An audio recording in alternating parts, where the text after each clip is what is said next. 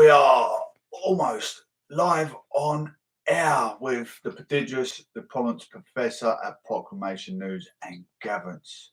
Thank you for being both preserved and observed. You are part of the Aristocracy Social League. Come in flux with the show and flux with the flow.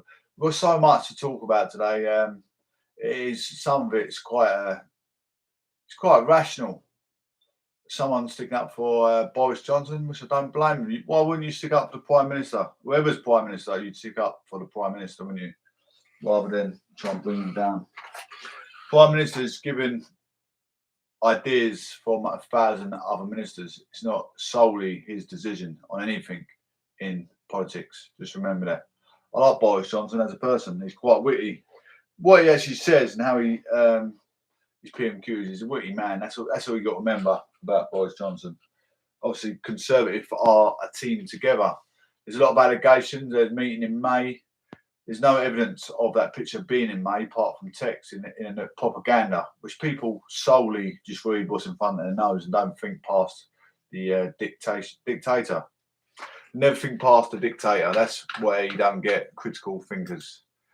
Critical thinkers become irrational. And it's annoying. It happens in everyday practice, court scenarios.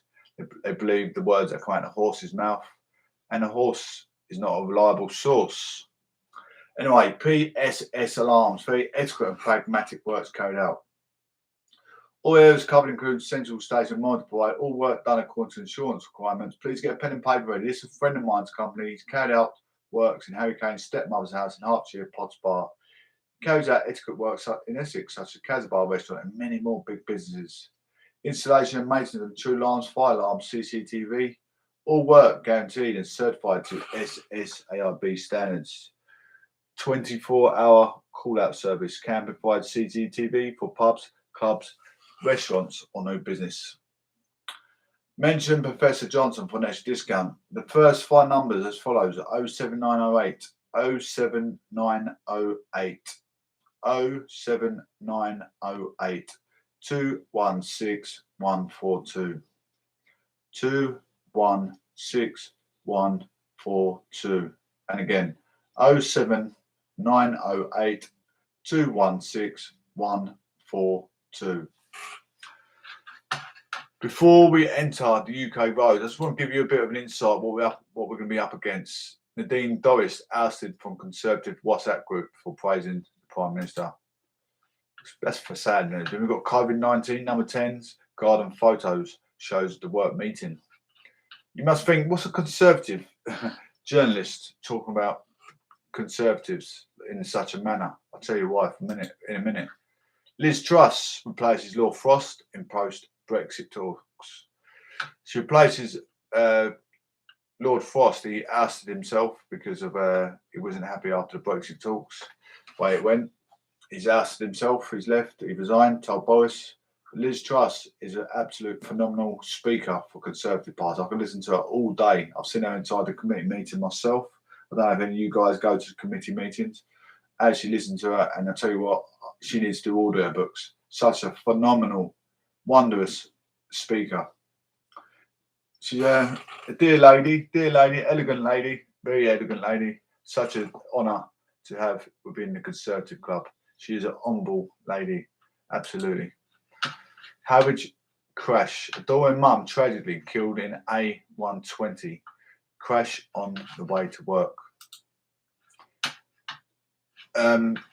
Hopefully, I'm going to give you Boris Johnson also talking live just shortly. Anyway, before we move on to the UK roads, think safety, think first. Do not enter the vehicle under sleep deprivation, under the influence of alcohol or narcotics. Make sure your car is got tax, insured, MOT, and you need a driving license. Simple things, isn't it? Simple stuff, but people do get on the road, believe it or not, behind the wheel, under the influence, or even no license, or under the influence and no license, even worse. But I need to address this situations that happen every day in front of my nose. Check for further police actions. Road safety signs. Check for road workers. Driving vigilant around road workers. Just have an act of a mannerism that he might be living behind the house fence. So you need to drive slowly. Keep your eyes peeled. Check your centre mirror, wing mirror before turning, acting in safe, sufficient direction choice. Make sure motorcyclists and motorists not overtaken. Make sure you and passengers on board have seatbelts and babies have adapters adjacent to the car seat.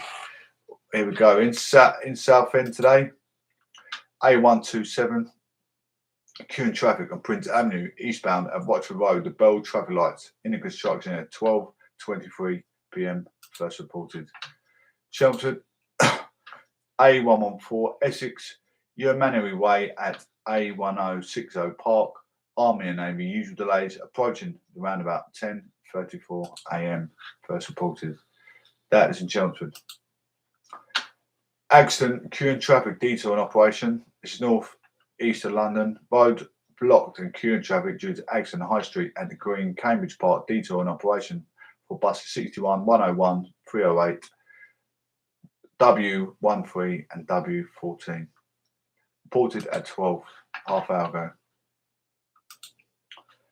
A2, accident involving traffic code well, exit ramp partially blocked.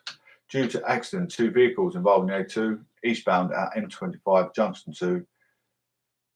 Down interchange, traffic is coping well at 11:05. West London, Upton time, slow traffic on the M25 clockwise between junction 10 and A3, Wisley interchange and junction 11 A320 St Peter's Way. Chertsey, 12:01 p.m. first reported. Thank you all for tuning in. I really am overwhelmed that you guys tune in, listening. A509, queuing traffic on A509, High Street South, both ways at Swan Inn in the construction area. Temporary traffic lights for water main work, 20th December, 11:57 a.m. first reported. I'll tell you what, we've been going some years now on Castbox. Absolutely going for some years. We're going to see what's going inside with Boris Johnson's latest with the COVID variant rising day in, day out. Just waiting for it to load, so bear with me, ladies and gents. Let's see if he is actually speaking live or is it just live. If it is live, I'll give you the necessary update. And to me, it looks like it's just live news, not him actually speaking. Latest update as emergency cabinet meeting reportedly called to decide on restrictions. Keir Starmer has said Labour is ready to support further public health measures. An emergency cabinet meeting has reportedly been called for 2 p.m. today, amid reports the Prime Minister is considering introducing new restrictions on socialising indoors. Boris Johnson has been under increasing pressure to bring tougher anti-COVID measures in the wake of the Omicron variant fueling and rising infection rates in the UK. And the Sun's political editor, Harry Coles, has said the cabinet meeting will be held at 2 p.m. this afternoon. Ministers not yet shown any papers, which is sure fire sign of an unexpected rubber stamping in the last few years, like anything to go by, added Mr. Cole. Meanwhile, Sir Keir Starmer has said it is ready to support further public health measures to curb spread of Omicron variant if they are required. We'll bring you the latest updates and news as the situation develops throughout the day. I love getting brand new updated news such as this. Public must be aware of warnings over COVID and act appropriately. Downing Street said it is for public to be aware of warnings over COVID and act appropriately based on individual circumstances. Asked about Secretary Sajid Javid concerns over hugging his mother at Christmas, the Prime Minister official spokesman said, "We've communicated clearly to the public that we're in a position of high prevalence of COVID, particularly this variant. The public should be aware of that and need to act appropriately based on individual circumstances. We've encouraged anyone looking to meet up with people, particularly indoor settings, to get tested in advance, to take head on ventilation, to open a window and do things like a good and respiratory hygiene." Prime Minister's official spokeswoman has said it is the job of ministers, or at least one of their roles, to scrutinise evidence provided by officials on whether any other ministerial resignation threats have been made if further restrictions are implemented, he said. I'm not aware of that. I have seen the speculation. We'll take any necessary steps in the interest of protecting lives and livelihoods. On whether Boris Johnson is more favour of guidance rather than restrictions, the Prime Minister's official spokesman said, "We will take necessary steps in the interest of protecting lives and livelihoods," he added.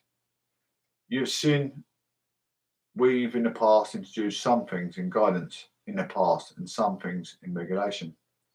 We got the position as set out through Plan B, and we're keeping that under review." Cabinet Office Minister Steve Bartley chaired Sunday's COVID meeting, with a spokesman saying it was focused on the devolved administrations, only while Mr Johnson and Rishi Sunak did not attend.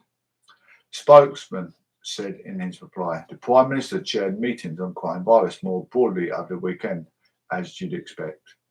Asked if there were plans to reduce the isolation from the past 10 days to 7, the Prime Minister's official spokesman said, "We will all keep anything like that on isolation period under review on the latest clinical advice, and we would update if that were to change." I think this is a bit of a you can get a glimpse of who these journalists are if they're for or against. So that, when I'm reading the text out, it sounds kind of negative. You know what side of the fence the journalist is usually sitting on, as you will see in the coming messages that I'm reading out. Nadine Dorries ousted from Conservative WhatsApp group for praising the Prime Minister. The hero is the Prime Minister who delivered Brexit. I'm aware, as someone said today, we decided is the DNA of the Conservative Party, but a bit of loyalty to the person who won an 83 majority and delivered Brexit wouldn't go amiss. Absolutely, Nadine Dorries is absolutely correct. Steve Baker removed Nadine Dorries. Enough is enough. About time, thanks, Steve. So Nadine Dorries is doing the good thing, and she gets ousted out of the WhatsApp group. Culture Secretary Nadine Dorries has been kicked out of the Conservative WhatsApp group after urging MPs to show the Prime Minister a bit of loyalty. Message shot around the Clean Global Brexit group, made up of over 100 Tory MPs, following the resignation of Brexit Minister Lord Frost on Saturday. After claims his exit was a disaster and a hammer blow for Boris Johnson, Ms Dorries called the PM a hero. He is. But the former Minister Steve Baker removed her, saying enough is enough. The Prime Minister is facing growing criticism from a section of his backbenchers, especially over the introduction of further COVID measures to tackle the Omicron variant. He faced the biggest rebellion of his premiership on Tuesday when 100 of his own MPs voted down Plan B restrictions for England, including the introduction of COVID passports for certain venues. But the measures passed after Labour decided to vote in favour of the plan. Well done. Since then, the UK have reported days of record-breaking case numbers, with Saturday coming at 90,418. And despite upset from his own party, Health Secretary Sajid Javid refused to rule out further COVID restrictions, telling the BBC's Andrew Marr programme there were no guarantees in this pandemic. On Saturday night, the resignation of Lord Frost, who had planned to leave in January, was leaked to the Mail on Sunday, speeding up his departure from the government. In a letter to the PM, he highlighted his concerns about the current direction of travel in Number 10 and warned Mr Johnson not to be tempted by the kind of coercive measures we've seen elsewhere to tackle coronavirus.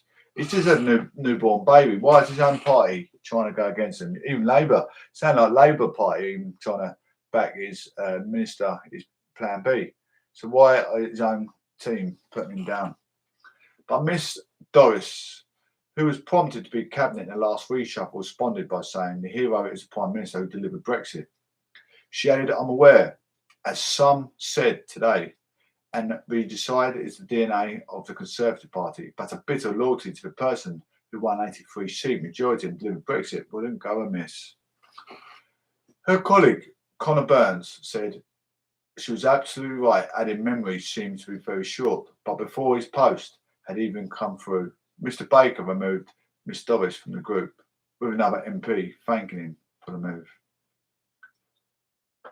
He said there were two critical reasons for Mr Johnson's large win in the December 2019 election: his Brexit deal being rejected by Parliament, and in fact, summon ahem, but not him persuaded Nigel Farage not to run against incumbents.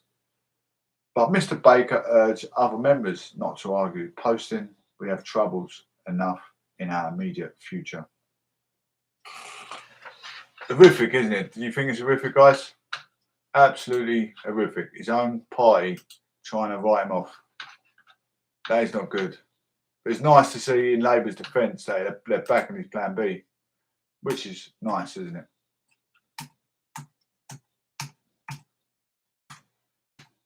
Poor fella, he's had a newborn child, and they're giving him all the stick that he doesn't need.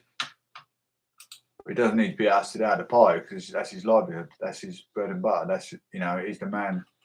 He's the man in know. He's one of the most wisdom in the party. He's been part of the politics for 38 years. He was a journalist 38 years ago. They need to give the guy a benefit of the doubt.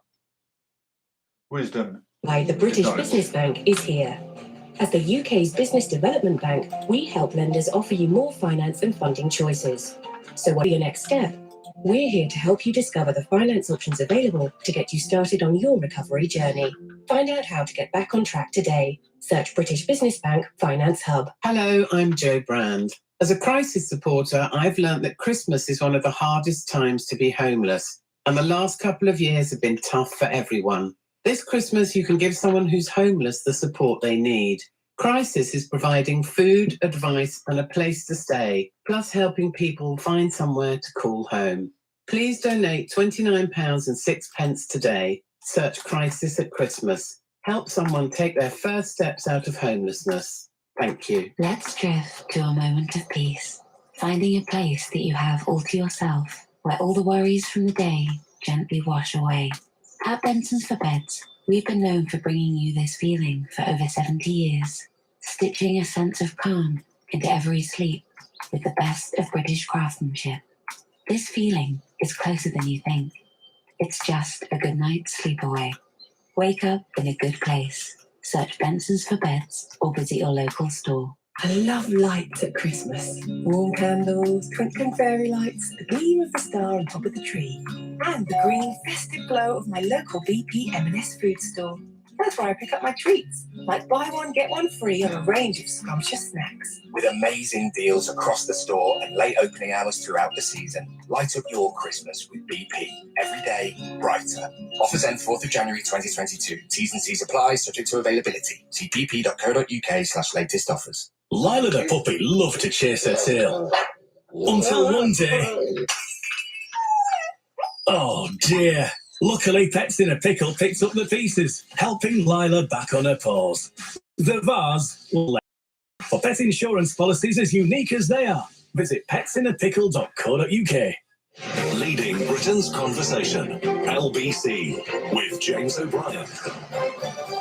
Yes, you should have signed this one. I don't buy the argument.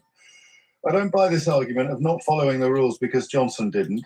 If we followed his lead, James, the population of the UK would increase by about tenfold.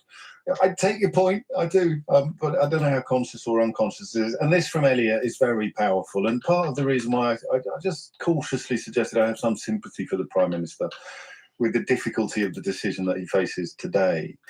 Elliot writes, my mum is in her late 70s and she has incurable cancer. I didn't see her last Christmas because we were following the rules. Not seeing her this year would shatter my heart. I must be allowed to see her because it could be her last Christmas. And that I think is the, I mean, whether if he'd moved sooner, he could have avoided this, but the situation we find ourselves in just, but look, I'll tell you what it is. I don't know why I'm overthinking it. There's nothing good he can say. That's the problem he's had from the very beginning, is he hates being the deliverer of bad news. But there is no good news in these contexts.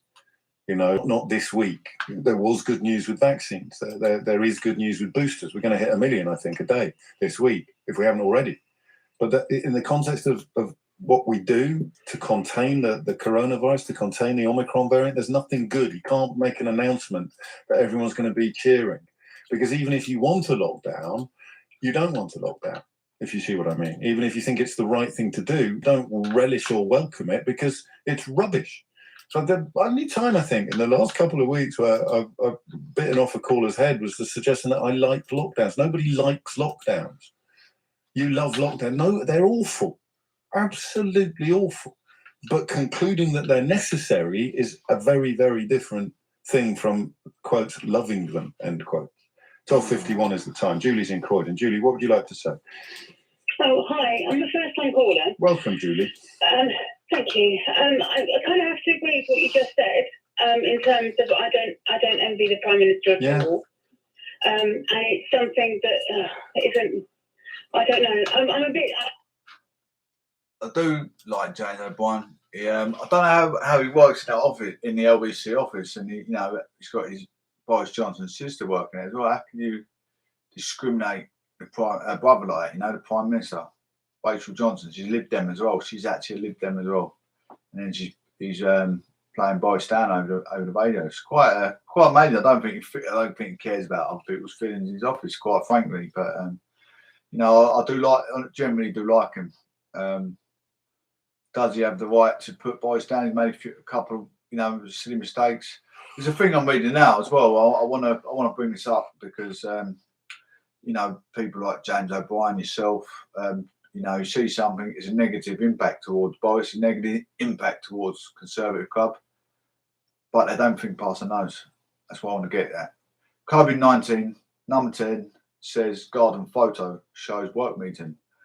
And then everyone sees that, and then before they've read the rest of the text, they think, yeah, let's discriminate all over social media because we know we're right because we've seen it in the newspaper. You do realise newspaper is propaganda. Read this, listen to this, listen to how it's read as well. The picture published by the Guardian newspaper was said to be taken in May 2020 during the first lockdown. It was said. It doesn't mean it definitely was taken. It was said. Looking for clear evidence. If you're going to commit someone with a crime, you need dates. Correct. It doesn't specifically say it definitely was taken. It was said to be taken. That doesn't mean that's not meaning it was taken. It was said. So I could say that. You could say that. So why is everyone believing that? Jumping to conclusion, trying to write off the party straight away. Because I don't think past their nose. A photo of Boris Johnson, his wife, and 70 staff members in Downing Street Garden with bottles of wine and a cheese board shows them having a work meeting. Number 10 has said. I get so many critical idiots on Facebook. Usually the ones that are taking narcotics or off their face on social media. You got to ignore them. It's hard to, but you got to ignore them. I think I hate to be in your. I don't drink, but if I was drinking, I hate to be in your drinking circle because you don't think past you got piss holes in the snow. Your eyes are piss holes in the snow, and then you want to make a comment. These people don't deserve to be allowed on social media. They don't deserve to be allowed on social media. Guardian, which published the image, says the gathering took place in May 2020 after a press conference held during the first lockdown. At the time, there were strict restrictions on mixing. Number 10 said work meetings often took place outside during the summer months. Deputy Prime Minister Dominic Raab told BBC Breakfast, if you think how hard people in Downing Street are working under the pressure of the week, they sometimes have a drink, and that's what happened in there.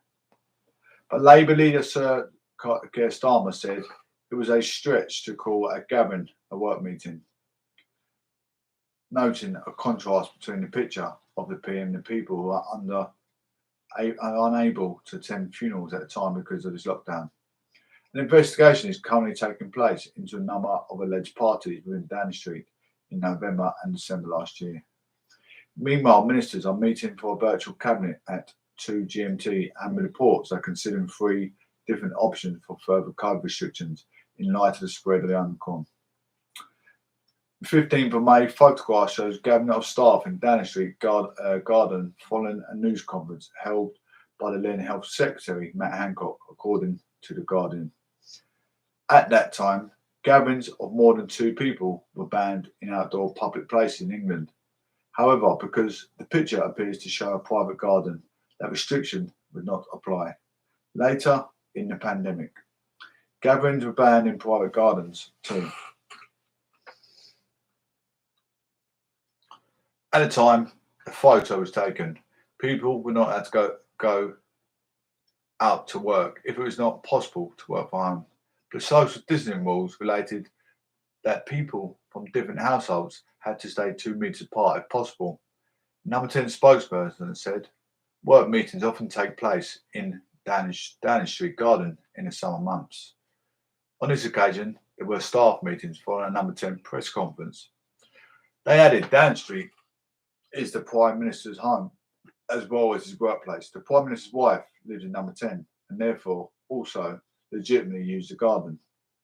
There is a debate about what, if any, rules were being broken when this picture was taken at Downing Street Garden in May last year.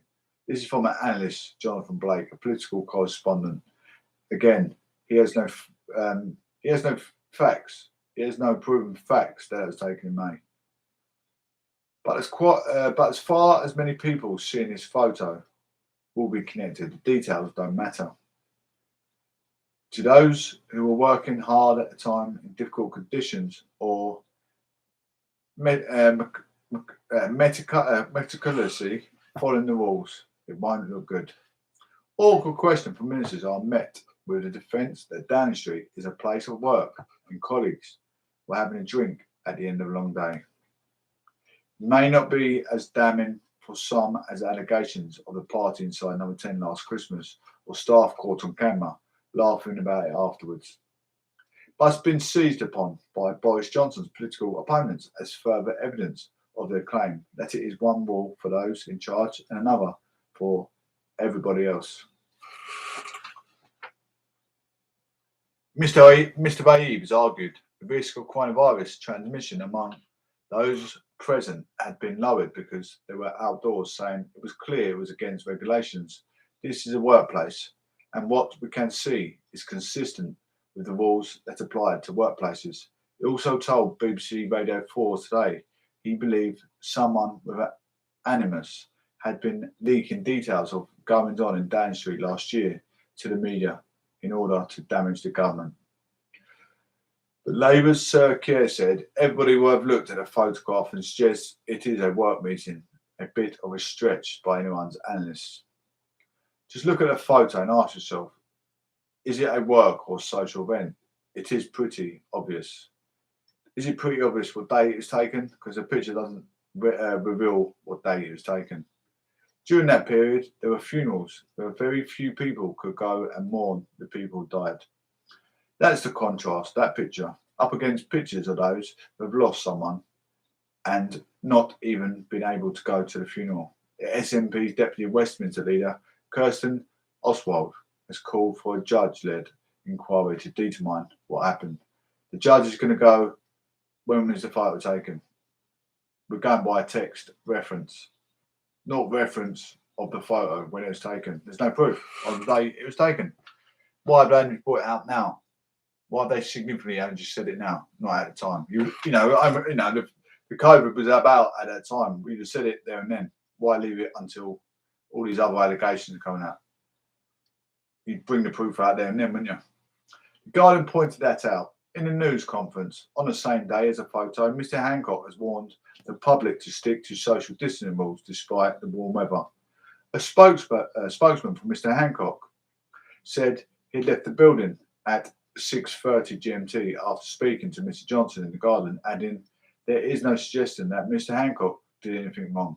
Senior civil servant Sue Gray has been tasked with completing a review into a number of alleged gatherings inside government buildings in November and December 2020 against the rules at the time.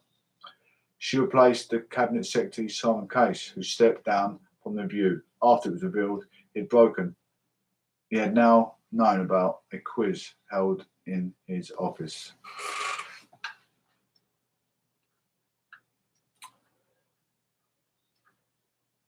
I'll go through these.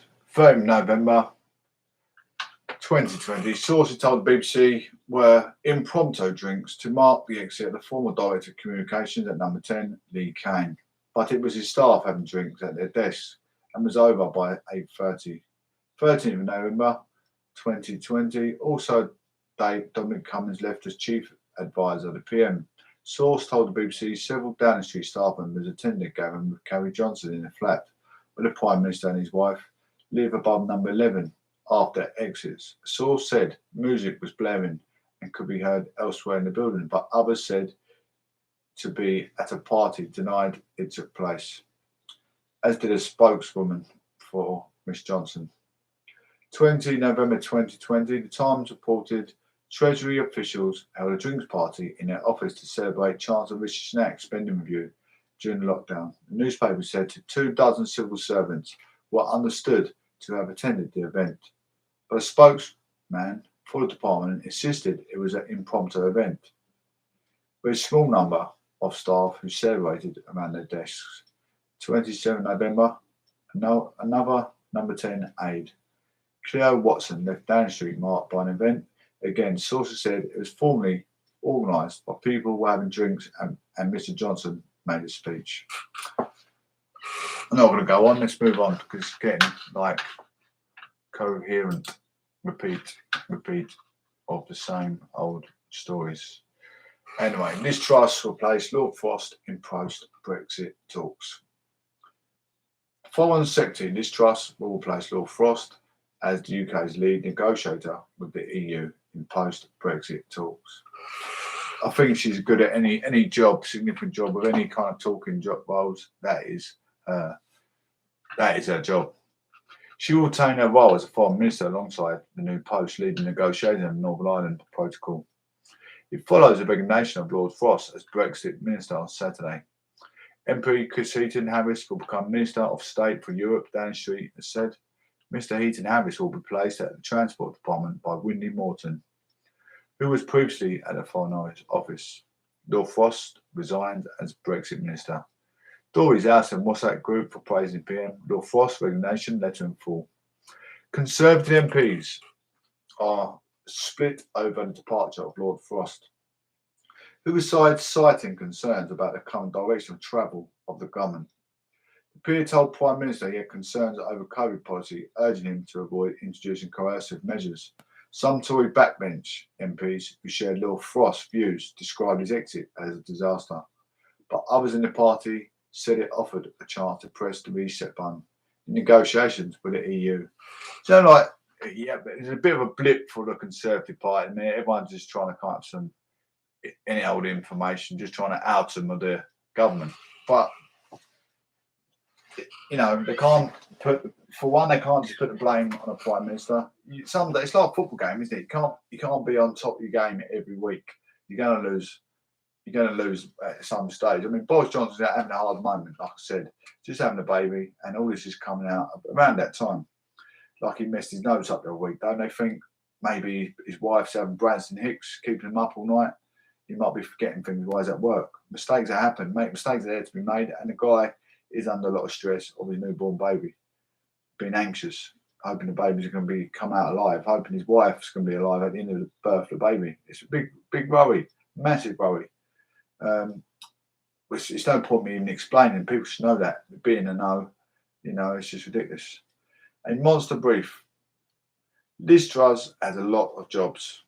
She's the Foreign Secretary, the Minister for Women and Equalities, and now the lead negotiator with the EU on the Northern Ireland Protocol. This is a monster brief.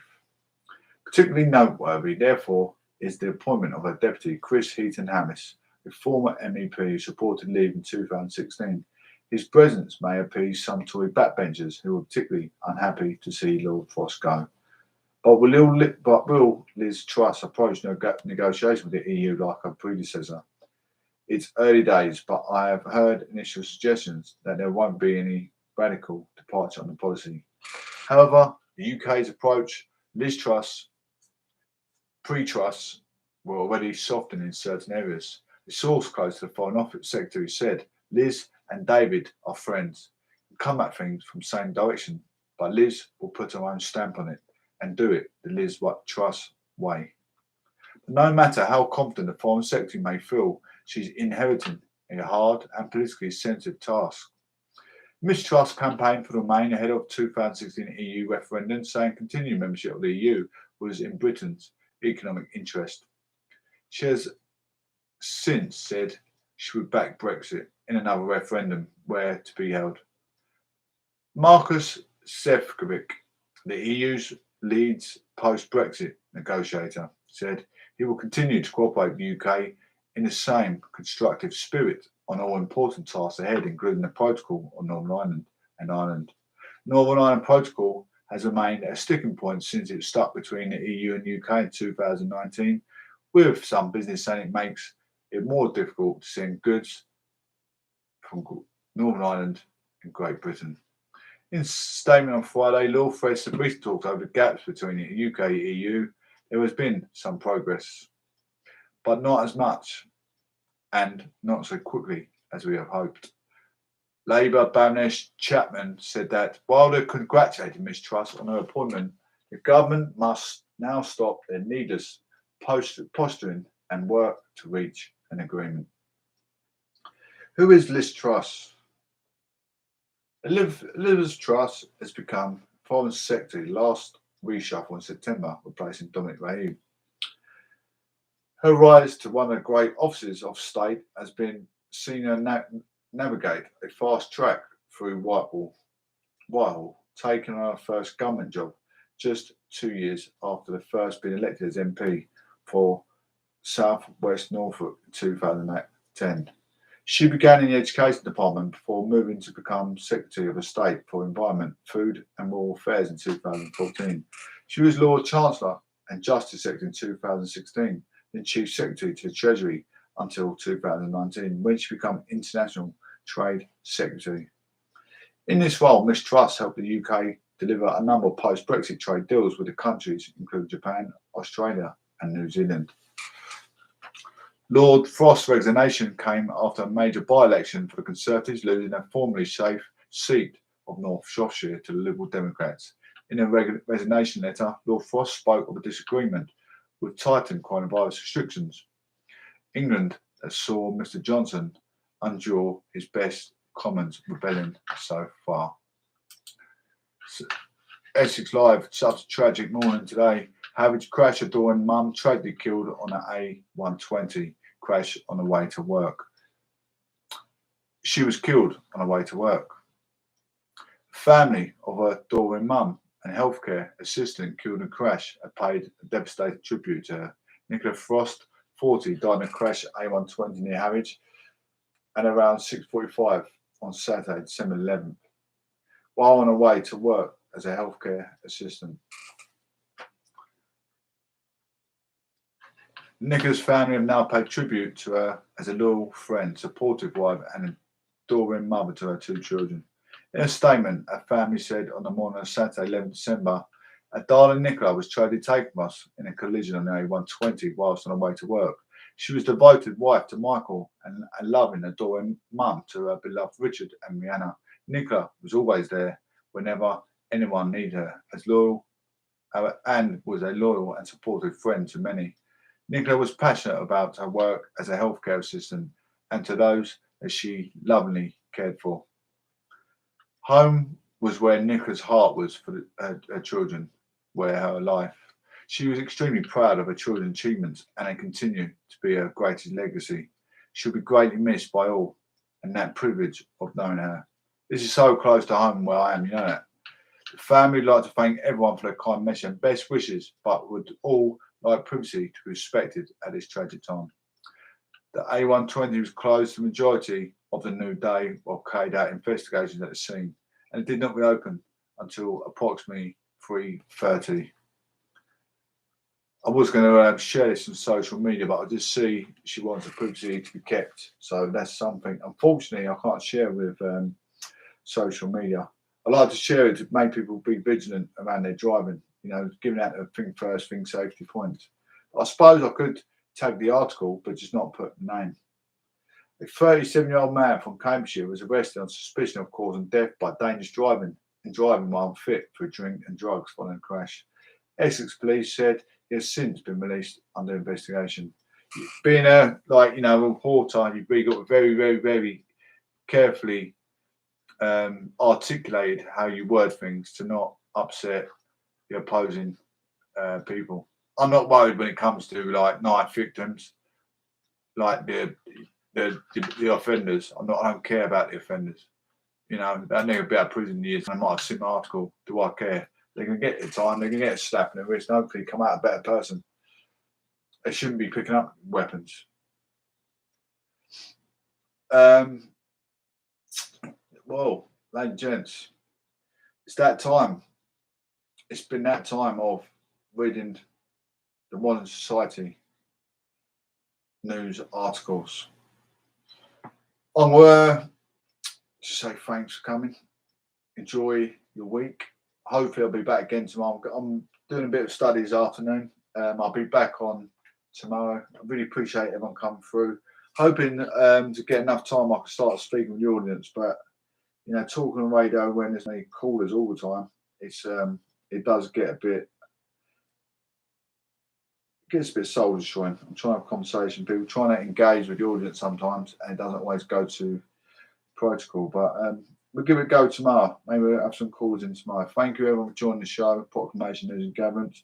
Please subscribe. We're on YouTube, we're on Castbox, we're on Spotify, we're on Anchor, we're on Google Cast, Apple Cast. I think we've got your Facebook page, Proclamation News and Gatherings. You just put Proclamation News and Gatherings on Google search and you'll find wherever we are.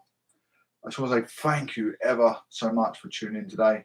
It's been a wondrous morning, afternoon, Monday afternoon. Take care, one love, God bless. Let's enjoy the festive season. If you're off work for Christmas, all the better. God bless, take care, one love, speak soon.